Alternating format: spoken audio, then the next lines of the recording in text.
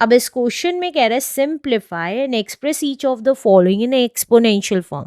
अब हमें इन सब को सिंप्लीफाई करना है और एक्सपोनेंशियल फॉर्म में, पावर की फॉर्म में इसको का आंसर बताना है। तो चलिए फर्स्ट पार्ट लिख लेते हैं अपना।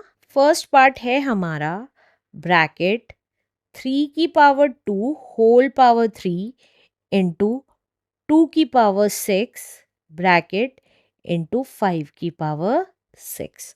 तो अब देखिए, अब अगर आप देखेंगे तो ये क्या आ गया, 3 की पावर 2 की मल्टीप्लाई 3 से हो जाएगी क्योंकि दोनों मल्टीप्लिकेशन में। तो 2 3 इज 6 इंटू 2 की पावर 6 इंटू 5 की पावर 6। तो अब अगर आप देखेंगे, ब्रैकेट ओपन कर लें, 3 की भी पावर 6 है, 2 की भी पावर 6 है और 5 की भी पावर 6 है। और हमने लॉ ऑफ एक्सपोनेंट्स में पढ़ा था, अगर a की भी पावर m है और b की भी पावर m है और c की भी पावर m है, तो हम क्या करेंगे, ब्रैकेट में a इंटू बी इंटू सी कर देंगे क्योंकि तीनों की पावर सेम थी, बेस चेंज थे, तो पावर सेम कर देंगे और उन बेस को आपस में मल्टीप्लाई कर देंगे।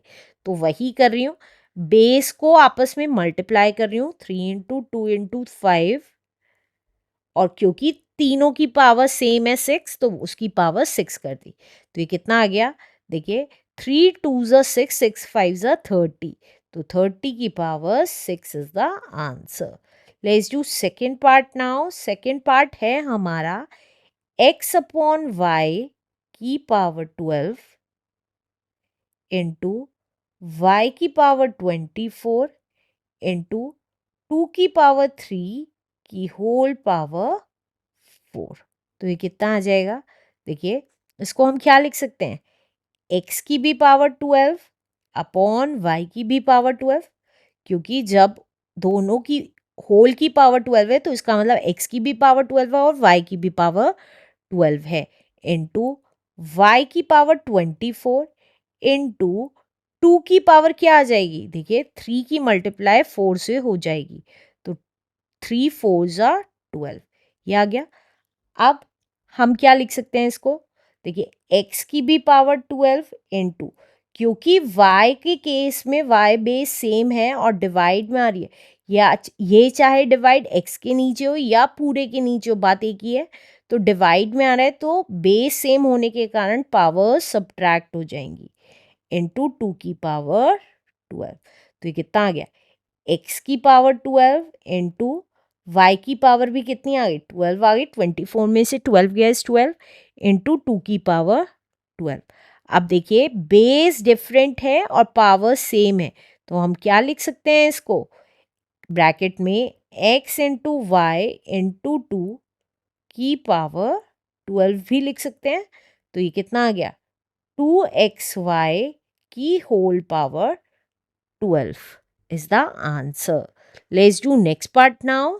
नेक्स्ट पार्ट है हमारा 5 अपॉन 2 की पावर 6 इंटू 5 अपॉन 2 की पावर 2। तो ये कितना आ जाएगा, देखिए बेस सेम है तो पावर्स क्या हो जाएंगी, ऐड हो जाएंगी, तो 5 अपॉन 2 की पावर कितने आ जाएगी, 6 प्लस 2, दैट इज 5 अपॉन 2 की पावर 6 प्लस 2 का मतलब है 8, तो 5 अपॉन 2 की पावर 8 इज द आंसर।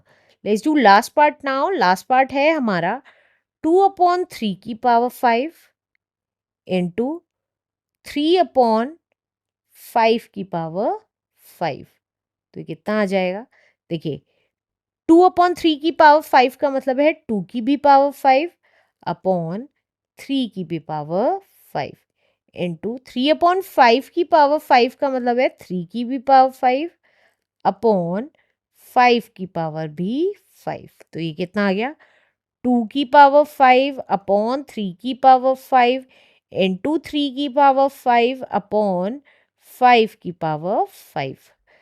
अब हमें पता है 3 की पावर 5 3 की पावर 5 से कैंसिल हो जाएगा, चाहे आप डिवाइड में माइनस करेंगे तो 5 माइनस 5 आ जाएगी, पावर 0 हो जाएगी, या आप डायरेक्टली भी कैंसिल कर सकते हैं।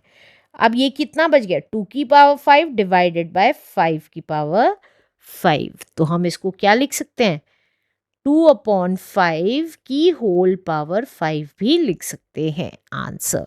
Let's do next question now. अब इस क्वेश्चन में कह रहा है right 9 × 9 × 9 × 9 × 9 in exponential form with base 3। हमें इसको एक्सपोनेंशियल फॉर्म में लिखना है, लेकिन बेस कितना होना चाहिए, 3 होना चाहिए। तो कितने 9 है, 6 9 है, तो 9 × 9 × 9 × 9 × 9 × 9। तो हम इसको क्या लिख सकते हैं, देखिए 9 6 टाइम्स रिपीट हो रहा है, तो 9 की पावर 6 लिख सकते हैं। अब 9 को क्या लिख सकते हैं, अगर 9 का प्राइम फैक्टराइजेशन करेंगे तो 3 से जाएगा, 3 3 ज़ा 9 एंड 3 1 ज़ा 3। तो 9 को अगर देखें तो 3 की पावर 2 लिख सकते हैं। यहाँ पे 9 को 3 की फॉर्म में इसलिए चेंज करेंगे क्योंकि वो ऑलरेडी क्वेश्चन में कह रहा है विद बेस 3, वही लिख रही हूँ। 9 को हमने लिखा 3 की पावर 2 होल की पावर 6। देखिए सिर्फ 9 को लिखा 3 की पावर 2 और ये पावर 6 एज इट इज लिख दी। अब हमें पता है a की पावर m की होल पावर n का मतलब हम इसको कैसे लिख सकते थे, a की पावर m इंटू n लिख सकते थे। तो ये यहाँ पर भी वही कर रही हूँ, 3 की पावर 2 इंटू 6 कर रही हूँ। तो ये कितना आ गया, 3 की power 2 6 12 is the answer. Let's do next question now.